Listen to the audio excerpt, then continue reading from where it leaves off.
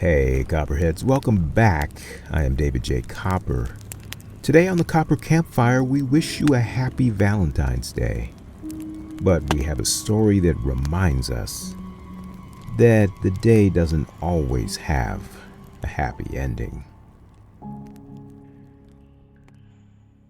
I usually start with the biceps and, with arm curls and such, because upper body work is really important because I'm in banking and there's a lot of physical intimidation in banking. Although you don't hear about it in the media, but it's there. I mean, it's subtle, but it's there. And it's really important to have the kind of physique that you can deal with people on a one-to-one basis and not really have any kind of situations This where is Gary. dealing. I met guys like Gary because meeting guys like Gary seemed like a good idea at the time.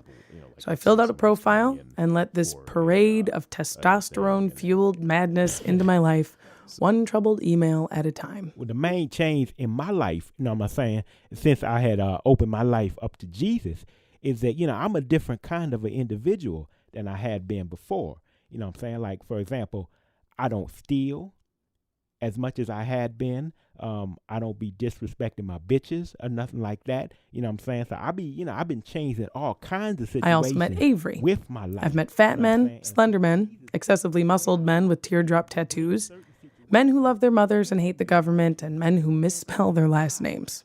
I've met men with law degrees and men with the facial hair of 70s porn stars, men who are angry, happy, high, stupid, brilliant, social, diseased, lactose intolerant, and bearded. I've met every possible variety of men who like long walks on the beach and all kinds of music, except country. And then we come to the scary ones. Say hi to Harlan. I feel there are certain issues that we should put on the table immediately if we are to engage in a relationship of any sort. For example, I've had relations with a number of individuals who technically were members of the animal kingdom, mainly, your bovines and your dairy cattle and so forth. But, that was mainly because of my drinking. I don't. And sometimes the scary ones don't look or sound like scary ones. And sometimes they look or sound like Wilson. I'm a little nervous here, but I just wanted to say that I'm not a good looking guy or a rich guy or anything. But, I just wanted to say that. Isn't he cute? But maybe there's a demon lurking under this Boy Scouts merit badge. And maybe that demon reminds me of stories I've been reading about lately. Stories that set my hair on edge and put my spidey sense on permanent tingle. Stories about bodies stacked in basements like cattle awaiting the stockyards. Stories about librarians and just divorced bank tellers who trust the wrong username and spend their last seconds alive begging for anything but a bullet to the temple.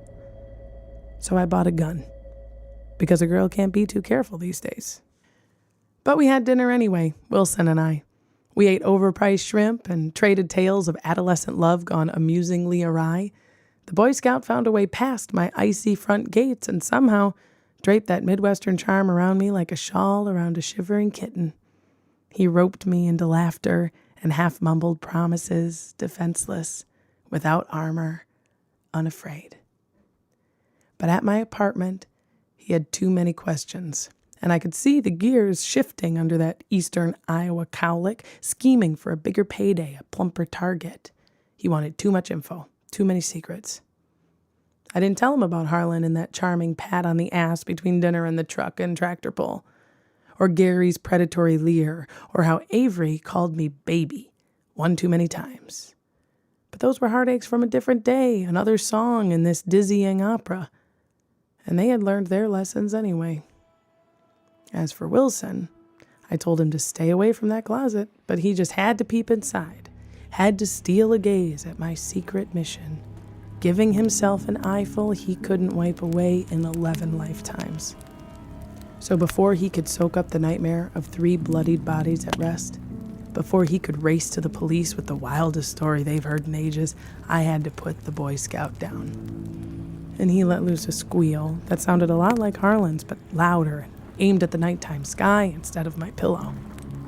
But I had to finish him off before he could share the day's crazy drama with the rest of the world. I had to keep that secret mission to myself. because a girl can't be too careful these days.